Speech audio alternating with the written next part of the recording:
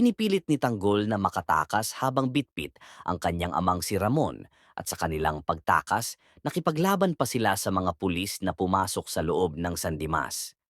Dahil nahati sa dalawang grupo ang mga pulis, hindi nila naabutan si Tanggol at ang kanyang ama, tanging si Marites na lang ang narinig na sumisigaw. Agad nilang tinunton ang kinaroroonan nina David at Rigor, ngunit sa kasabay ng kanilang paghahanap ay ang pagtakas ng mag-ama, na patuloy na lumalaban si Tanggol sa mga pulis at mga bantay sa labasan.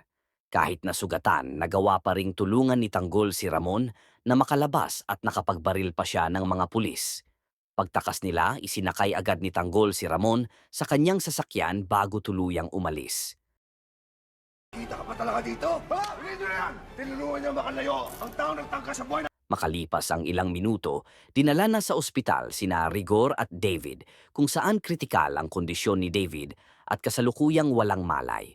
Hindi matanggap ni Rigor ang nangyari sa kanyang anak at sa galit, sinampal niya si Mayes, kung saan siya na rin ang nagbigay ng impormasyon sa mga pulis tungkol sa pagtulong ni Mayes kay Tanggol at Ramon.